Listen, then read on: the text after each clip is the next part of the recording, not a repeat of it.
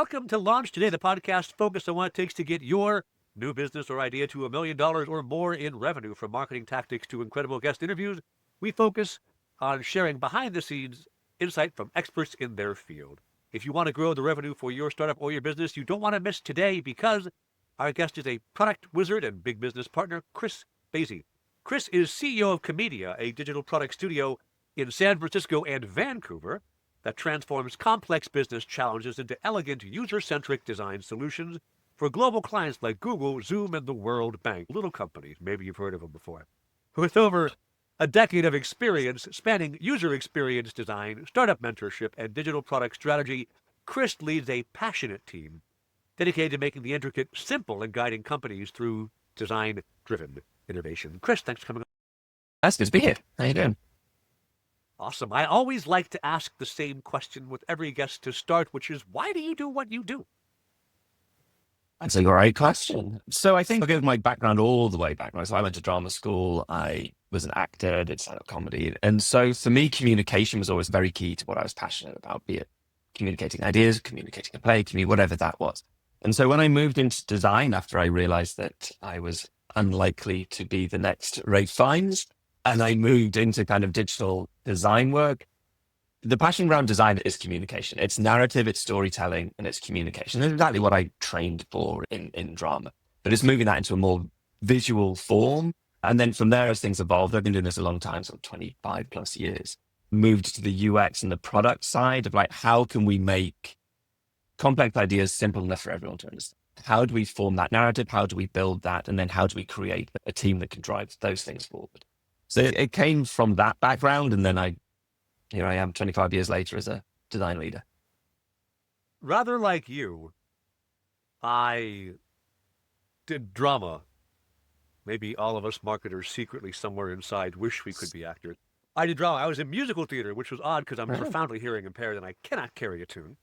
And I was in comedic theater in general. And like you, I went, eating regularly is a real big hobby of mine. And as a result, I thought I'd get into something that wasn't ding, so that regular groceries would be. So I feel you there. Okay. And you yourself, are you in San Francisco or are you in Vancouver? I'm in San Francisco. Our main office is up in Vancouver, British Columbia. Oh, awesome. All right. You've worked with giants like Google and Zoom, and you've worked with numerous startups as well. What are the mistakes you see that are true across almost any orgs like this around how, when you begin working on your product, what you're doing and how that impacts your ability to attract and retain users and customers? The usual one, and it happened across startups and then across the Googles of the world, is it's great having a big vision. This is where we want to get to, hit our North Star, and this is how we're going to get there. But I see a lot, especially in the early stage startups, of biting off way more than you can chew. It's like, great, you have this great vision. I know you want to build this super app. That's amazing. It's really good. That's 5 years away. Focus on what is in front of you now and what can you deliver value on now. And then the other stuff will come. Or maybe it won't, because you'll find out as you make that journey that those ideas that you had now aren't going to be particularly viable in the market, or they're too expensive or whatever. And we see that again, especially early stage. So we started off as an innovation agency. So we did a lot of very early blue sky, greenfield thinking of like, how do we build these things out? Here's the North Star. We should define that. We should agree on what that is. We should agree that's not a fixed point, but that's where we're aiming for. And then how do we circle that? How do we chunk that backwards, work backwards from there, provide value at every quarter, like every 3 months, every 12 weeks, we're going to build something that does this. And I think we're making sure that there is finite deliverables at each point. And that finite deliverable is not a PowerPoint deck, and it's not a PDF, and we need to test this thing to see if it's right or wrong, or not even right or wrong, but whether there's value in this or not value in this, or which parts work. Build a couple of those, get some prototypes together, get it out in front of people, test and iterate, test it. And that's way easier now than it's ever been. And so those mistakes of trying to build too much too quickly, we see across early stage startups, but also your big Fortune 10 companies. As somebody who builds and ships, like I shipped 3 AI products in April, and the temptation is with vibe coding / my own bad coding skills, right? I'm just good enough to debug bad vibe coding. That's the level Nice. I plateaued at 15 years ago, which was useless then. But now suddenly I'm like, I'm just technical enough to be a good vibe coder. Definitely the temptation now is because, as you mentioned, it's so easy to build so much more than you It's used to. Be like, what if I just put everything I ever dreamed of in because it's only an extra $100 in AI credits or whatever. But I think then you have to have the discipline as the product owner, as the founder, as whomever, to really still stick to what is the minimum set of what you need to ship. Yeah, and then the other thing with vibe coding, which is great, as our engineers say, great, vibe coding, now try vibe deploying, right? That's going to be a whole other issue. And I think there's a thing, just because you can do this, and the problem is that you build so much tech debt into all these products. If you're not building them as like prototypes, we're gonna vibe code our way to this product. It's like that's going to end. But I think if you're like, we know that this is broken, like, or this is not production ready. But it tells this narrative path that we've all discussed. We said, this is the narrative path we want to test out. And I think so that vibe coding is perfect. The tricky thing I think we're going to have, which is interesting from an agency standpoint, is getting to say 12 weeks and we've got, here's the prototype. It works really well. As long as you do these things, but it works really well. And then the client's like, great. Now let's build the bigger thing we want to turn that. Okay, that's another 8 months. We have to, and they're like, no, we've nearly finished it. No, this was entirely disposable. Like this, Yes. this is just smoke and mirrors. I think that's going to be an interesting conversation to have with clients. But no, this was just to get to the starting point, Yeah. like pre-work. That is something that I think the main utility I have for vibe coding, and this is probably don't be like me. That's generally life advice for anybody. But I think 4 or 5 different times now I've needed to scrape a website for a very specific use case. And rather than use the scraping software that I wrote last time as like a 1-shot or maybe a 2-shot prompt with Claude, I just make a new one and say, okay, I've got to scrape Reddit now. Just start from scratch, right? Vibe coded software is so disposable that it isn't worth my time to go find the repo. I'm just going to go over to Claude and be like, you know what? This is what I need. Do it. Great. Deploy it to my Hetzner server, scrape it. I get the text file back, done, go. And then 20 minutes later, it's finished.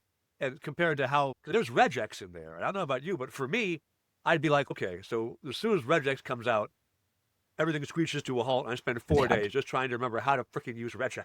No, I don't even bother. I just hand it straight off to our dev team. So I can deal with that now. I've created a mess. Now please make it less messy. Excellent. All right. I think this is a interesting point to actually go into a little bit more, which is, right, you make product and you're in a world now where I saw somebody on Twitter say this, I forget whom it was, that for 40 years, writing code has been like being a farmer who just, you tend to your own plot of land. It's all very handcrafted, bespoke work. AI coding has showed up as a combine harvester. There's a lot more food, but a lot fewer farmers. Because anybody who needs something tiny, a little prototype, a little disposable thing, you can get it done if you're the least bit technical. How do you stay as someone who makes product? How do you stay relevant in a world where everyone's going to think, whether or not it's true, they're going to think they can ship something vibe coded and just go with it?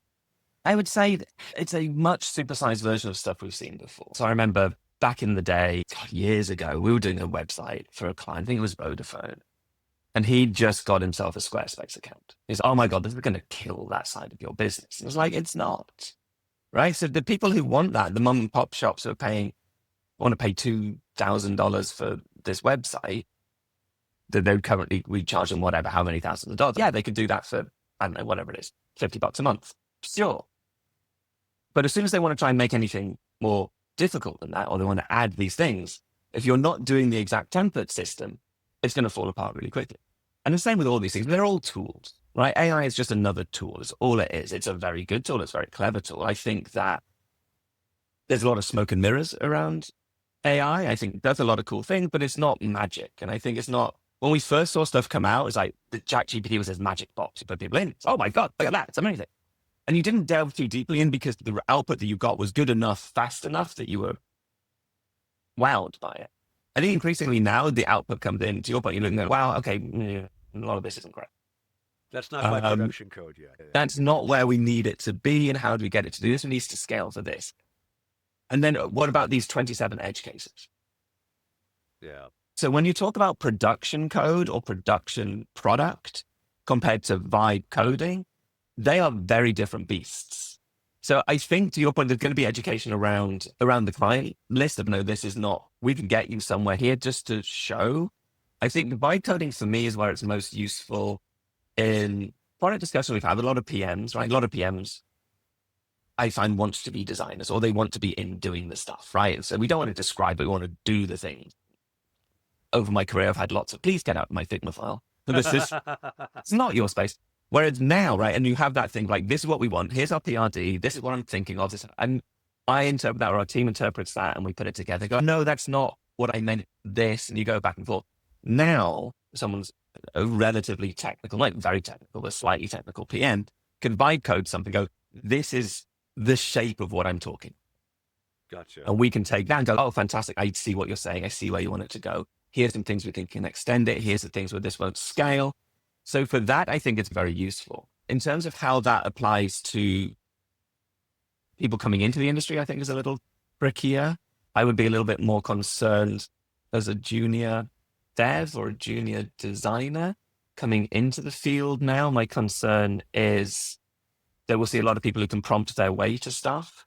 And when anything goes wrong, won't have the fundamentals behind them to know even what the right questions are to prompt the AI to get what they need. I get you.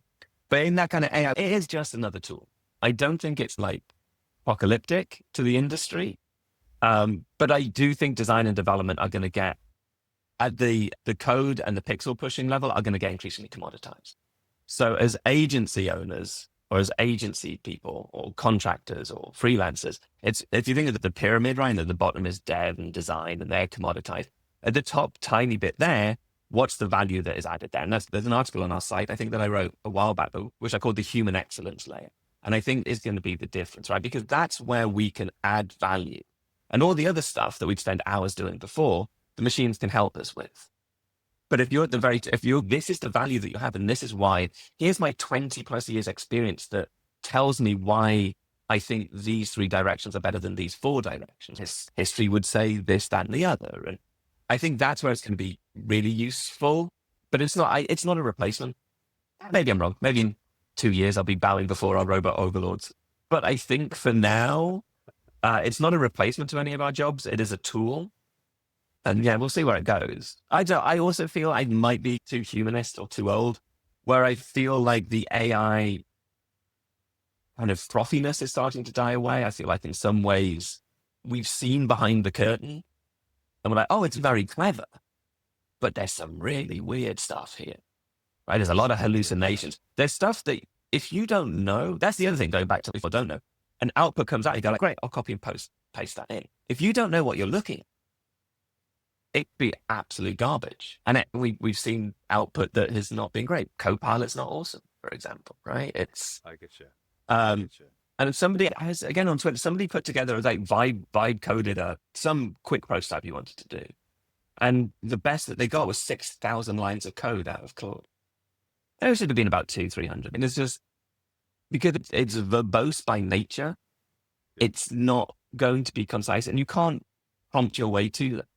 Because I'm sure you've done the same thing. You get halfway through this long prompt, it's gone off the rails. Now you're scrolling back up, you're going like, oh God, where did this go wrong? Where did I? And again, all that stuff will get better, but I think that I like to think of it as a tool that we can use to make our lives easier, get to product market fit, or get to agreement with the stakeholders around what the product should do and look like. We can do that faster than we could before. In the same way that I started my design career using Photoshop 3. And I would spend, I don't know how many hours I spent cutting people out of backgrounds. Little one tool, getting around the little bits of hair, hours, right? You Now, use the levels tool to make a mask, and then you apply the dark days. Yeah, now I can go to, there's a Figma plugin, I can click and go boom, and it does it beautifully, right? Better than I could have done manually ever.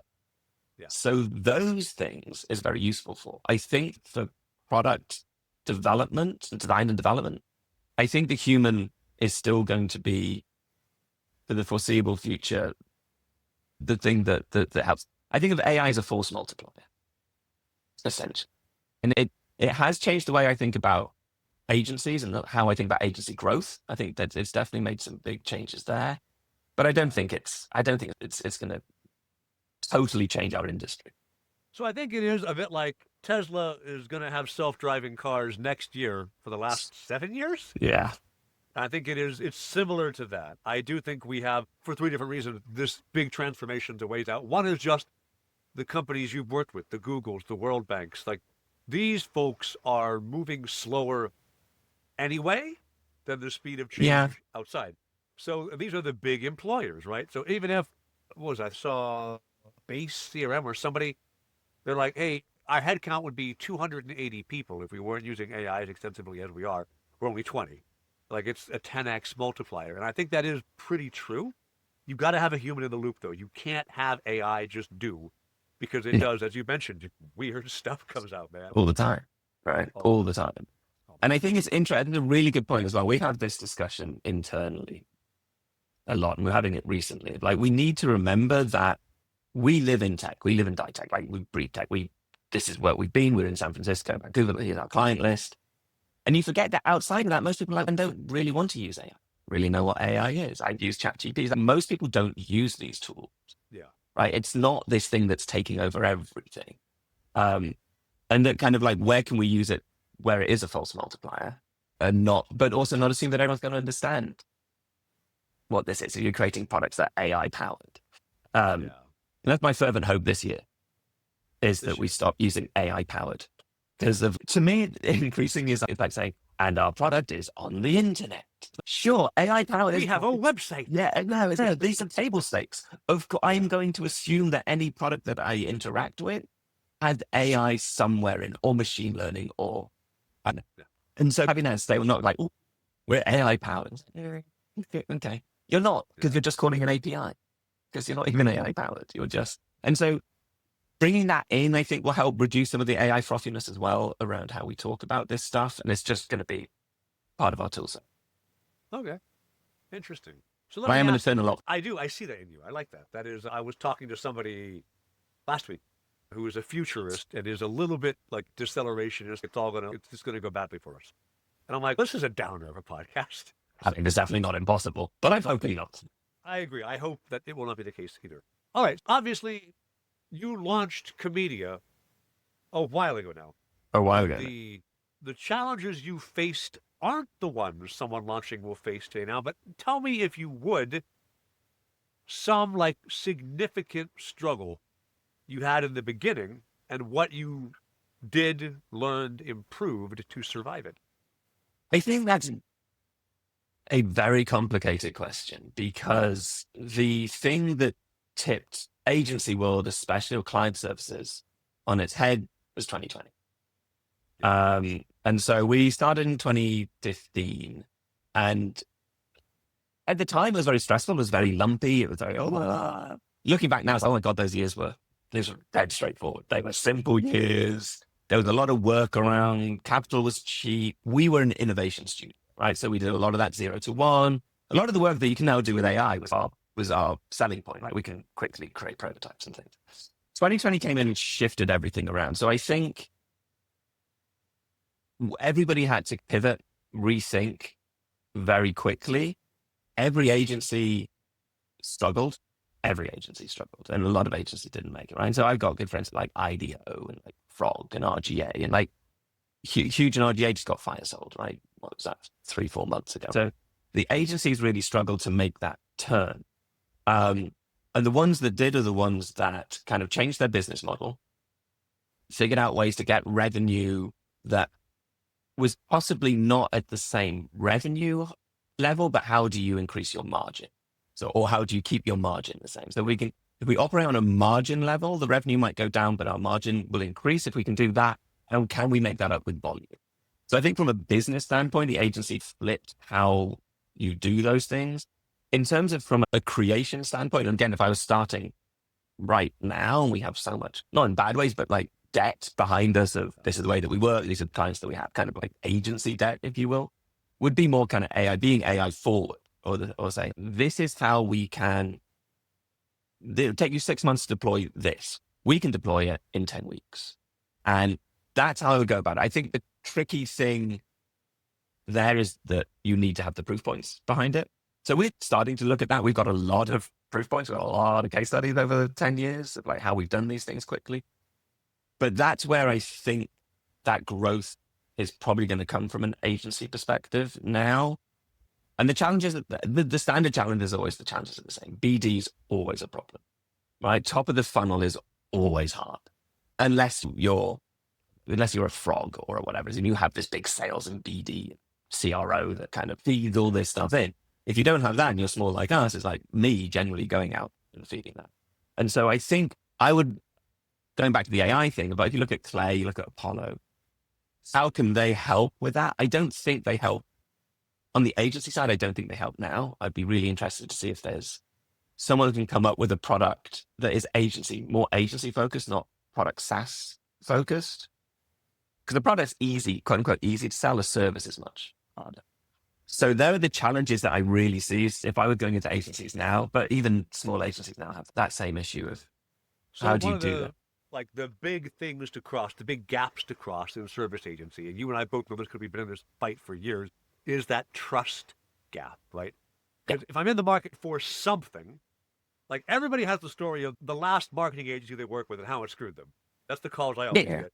But then there's also the last product agency I work with and how they screwed me. Yes. How do you get people across the trust gap at Comedia? So we've had that a lot. So we also get that thing of, they screwed me, so I'm not paying you. I'm going to pay you 20% less. No, it's not how that works. It's not our fault. It's not our fault you chose bad. But so the way that we work, so we've had this before where we've gone in and created a lot of prototypes and MVPs, and we've gone into teams. So like obviously Google, VMware, Zoom, they have big teams. And so because I've been doing this a long time, sometimes it's because I know the SVP or the VP or whatever that we got introed in. And so you get drummed in and there's a lot of kind of, who the hell are these guys? What are you doing here? Yeah.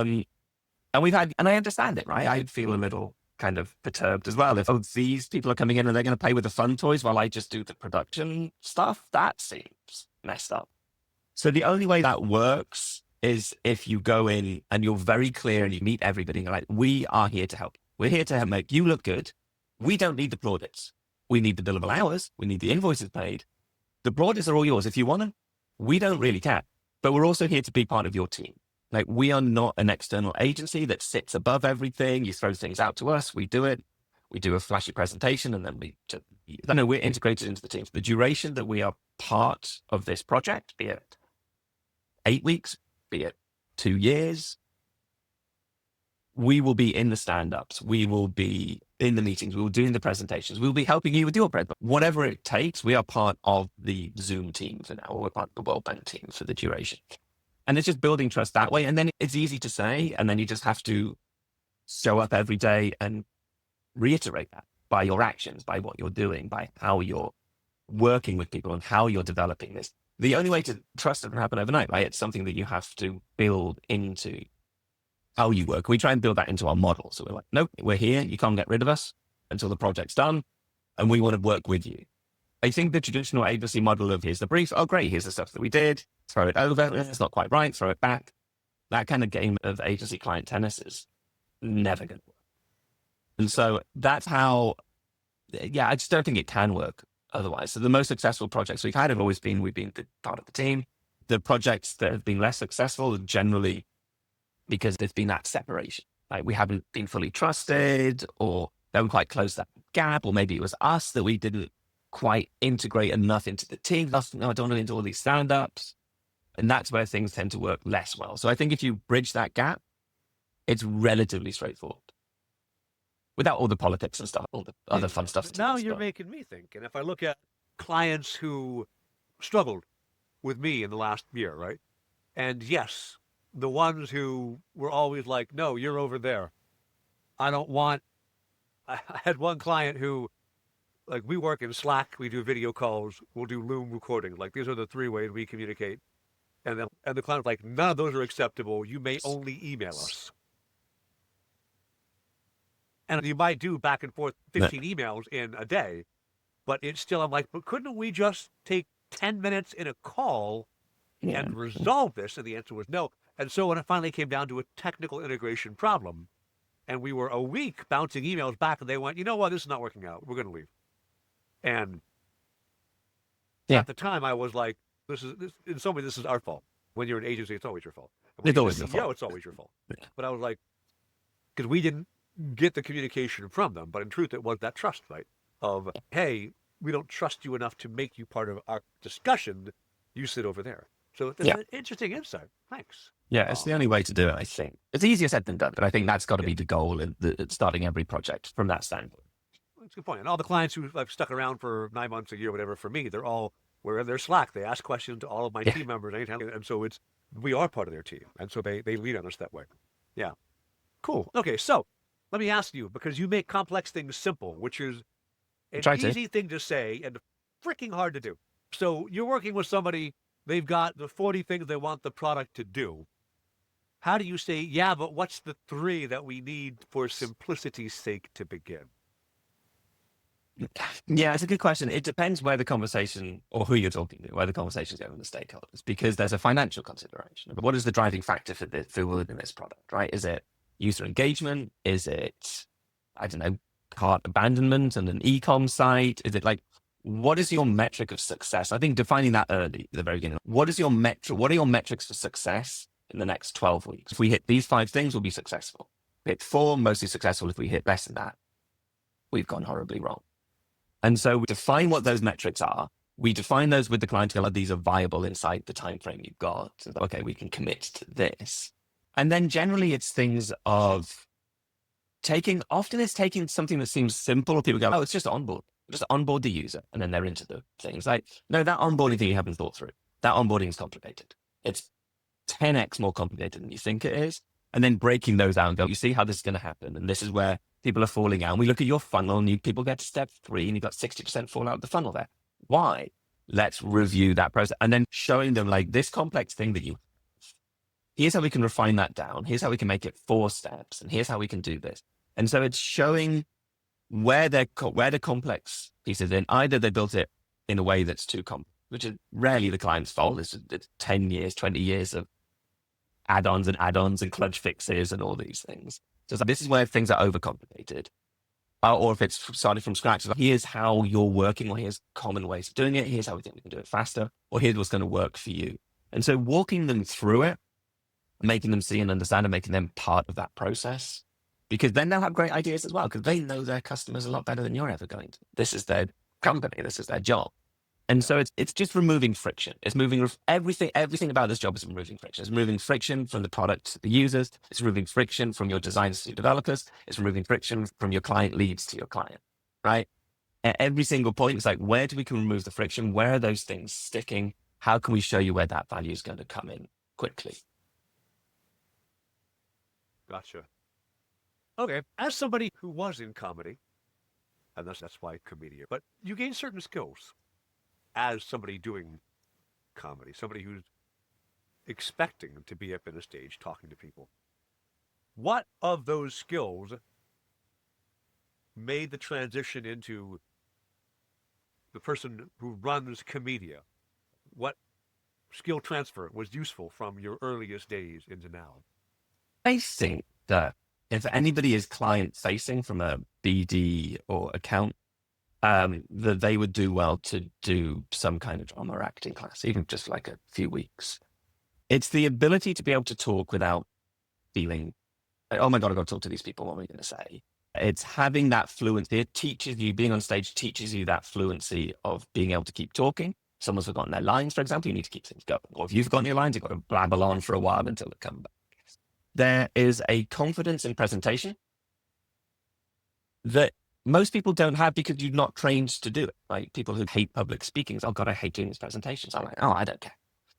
I've done this so many times before. So I think it's confidence, but more than confidence, it is projecting a confidence even when that confidence isn't there. Because if you're a confident person, like at this point, I've been doing this a long time. I'm really confident talking to clients. I'm really confident talking to anybody. Like, okay, I've got enough in my background. If people want to have a discussion about X, Y, and Z, like where AI sits, like, great, I've got thought. But there are times I'm talking to, I don't know, there's, imagine, I mean, like a cybersecurity. So I don't know, we actually got quite a few of those, but like an area I don't know very well, being able to go, and being honest, I don't understand all of these things, but here's things that I think are parallel. Do they make sense? Can we have this discussion around those? And being honest, being confident in what you're saying, I think that's where those skills are hugely important. I think good client comms includes some of improvisational's yes ands. Oh, yes, absolutely. Now, you definitely have to learn not to yes and everything and then you're way out of feature creep and you can't afford to do the work anymore. But getting that client to hear you're on their side with a yes and then reeling it back into, but it's a great idea. I love it. Yeah, but either we cut these features or you pay us more. Yeah. No, exactly. And it's like stand-up comedy, right? So if somebody comes up onto the stage, I haven't done it very much, they're a little nervous, they're a little shaky as they get to the mic. Tell an audience, okay, it's going to be rough. Fairly recently, I saw Jim Gaffigan live. He's done that a lot. At Masonic. And he just walks on and instantly just owns that entire stage because, and great, it's going to be awesome. It's having that kind of projecting that we know what we're doing. You're in safe hands with us because we know what we're doing. If you come across as nervous, probably do it. I don't know. I mean, we probably could. We've got some smart people. Like, did we go? No, I don't. What? Okay, let's go with someone else, I think. So those skills of communication, the other thing that I think is extremely important if you're on the account services, the BD or any kind of standing of your services, is the ability to tell a narrative, to understand narrative arcs, to understand how you tell this story, where the beats are, where you let them come in, where you bring it. Because if you can't tell a story, then you're never going to really close a lot of things. And you also take that into the product. Like, here's the narrative we're telling in the product. This is why these screens do this. This is the story I want to tell. Or even we do a lot of, this is the story we want to teach you and teach you how to present so that you can go to your stakeholders or you can go to your next VC meeting and tell this story with confidence. So that's most of the BD side for me. It's mostly assuming you have the work and background, you have the experience in these things because you're a professional in it. No matter how good that is, if you can't tell that story, if you're not confident in telling that story and you don't project that well, I won't lie, it helps having a British accent in the West Coast of America. We all think you're smart. You know? But I've blended into that. That's good. People used to ask me where I'm from because I'm profoundly hearing impaired. It makes my speech a little weird. And they're like, where are you from? And I say, Georgia. And they're like, the Russian one? I'm like, no, the one you're thinking of. I just don't sound like I'm from there. Theater training, I guess, gave me pronunciation, but an unplaceable accent. Okay. You're way back in your journey as a freelance UX consultant, right? I doubt at that moment you were like, yes, I'm going to run an agency like Comedia. What would you tell a founder or a freelancer now? What do you do? What do you build in your habits in your life to make yourself more likely to be successful if life happens to take you to a place like where you are right now, Chris? I think the easiest, slightly cliched answer is do good work and be good to work with, right? Those are the fundamentals, right? And as long as you knock both of those out, you're going to probably mostly be fine. I think I fell into the trap as well that most designers, or maybe not most designers, but certainly a lot that I know is, oh, great, I love design. I'm very passionate about design. I'm pretty good at this stuff. I've got a good client list. I've done well. Right. Because I'm so passionate about design, I'm going to start a design agency or a product agency. And then very quickly you realize, oh, I'm not a designer anymore. Okay, that's not what I expected.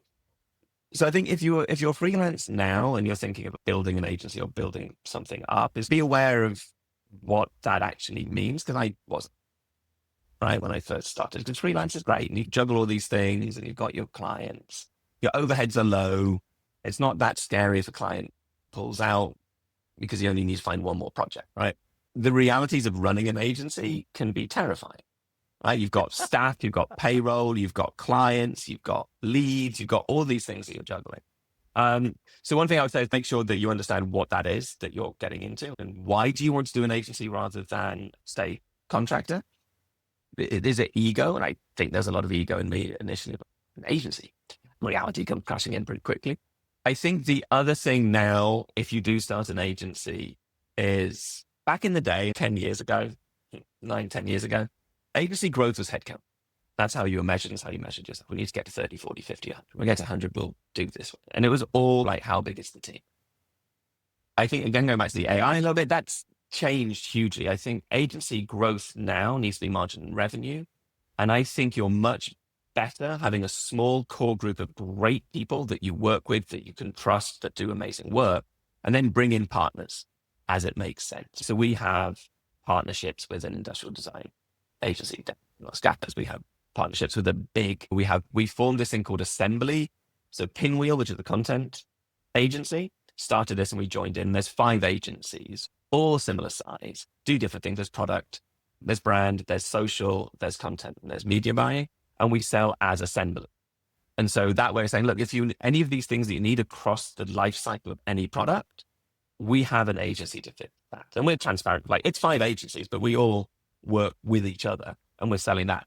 I think co-ops and collectives is probably a much better way to go now than trying to grow and build a 100-person, 200-person agency. Because I think you can build efficiency through the AI. I think that it's been so choppy, and it's still choppy, and it's still really lumpy in client services. Whereas I think if we can build in safety nets, I think rising tide lifts all ships. And so we can help each other move forward. I think that's the way to do it, rather than this walled garden approach. This is my agency. This is what we do. And again, I think we're seeing it with the really big agencies. They're desperately pulling in everybody, and they're trying to become these mega agencies instead. Because I think they see the writing on the wall in that sense. Like, they either need to be super small or just enormous. Yes, insanely big. Once you're in Accenture, it's like, well, you just say in Accenture. Like, if you've got the budget and that fixed things, that will just bounce around there and they can just land and expand inside it. I think the middle bits gets a little hairier. Cool. All right. So the last question I always like to bring in as we're wrapping up, there's 2. The first one is, I don't know if you're a reader or not, but if you are a reader, is there a book that you think any founder would benefit from reading, fiction or nonfiction? Just something you think would open their mind to a new idea? No, off the top of my head. So I tend to listen to podcasts is where most of my content comes What are you from. listening to now? It depends. So depending on how I'm feeling, I listen to a lot of comedy podcasts because that's kind of like one of my to escape. Who's your best comedy podcast? Now I got to know. Okay, so these will be British comedians and all I've heard of. But there's like a guy called Adam Buxton who does an amazing podcast, which is he calls them ramble chats. He meets lots of famous people. He's a comedian in the UK. And he just has these rambling conversations for him. And they're fascinating. They're really interesting. I definitely recommend that. I would also, in terms of opening minds to different things, I would recommend any and all John Ronson work. He's a British documentarian and journalist, comes at it from a comedic stance, but he does a lot of subculture stuff. And there's a book called Psychopath Test, which is there's an actual psychopath test. And he goes through, what does it mean to be a psychopath? How does that manifest? What is this test? There was a movie called The Men Who Stare at Goats. If you ever saw that. Yes. So that's a John Ronson nonfiction book, where this was an actual CIA program, right? They're getting all these people with quote unquote psychic abilities, and could they kill with a thought? His work is really interesting. It really goes deep into kind of the psychology of things. And again, when going back to kind of what we were talking about before, like, most of this is the human condition. Most of what we do factors in some way around the human condition. And so understanding that, I think, is really useful. So I would definitely recommend. And they're just amazing. They're fun. They're easy-ish reads. They're interesting. They're lighthearted, but they're very deep at the same time. I would definitely recommend any John Ronson book or podcast. He has a few of it. Awesome. Well, I'll throw two your way for podcasts. I don't listen to a lot because I am hearing impaired, but I do occasionally listen to them. For comedy podcasts, Mission to Zix, I think they're still around. ZYXX. Mission to Zix is a science fiction comedy podcast. And at least some of the cast members are either British or at least decently good at pulling off the accent. There you go. And then I'm enough of a nerd, in case you can't tell from just my oeuvre. Really enjoyed The Adventure Zone, which is a D&D live play podcast by comedians. And it is, if you like fantasy at all, it is like the first 3 episodes are really getting to figure out who these people are. And then it is basically an hour of improvised D&D comedy. And they have 400 episodes, so you're not going to run out anytime soon. Awesome. All right. Yes. And the last thing then is if people want to find out more about you, Chris, or about Comedia, where do they go look online for you? Divine.com is our website. It's looking a little tired these days because it's been up there for a while and it's like the cobbler's son shoes issue. At some point, we will redo it. And then you can look me up, Chris Basey, on LinkedIn. I don't need any socials. I got off those a few years ago for my mental well-being. Explains why you're so happy. Yeah, exactly right. Don't use social. I don't doom scroll as much as possible, but I'm on LinkedIn. I'm on LinkedIn all day, every day, right? Yeah. So if anybody wants to connect, I'm always happy to connect and chat. Awesome. All right. Thank you so much for your time today, Chris. I really appreciate it. It's fun. If you, the listener, haven't already, be sure to subscribe to this video every week now because I've stepped up the tempo. We're interviewing founders, people who are building and launching and growing their businesses to give you insight to help you do the same for yours. Thanks so much, everybody. See you next week.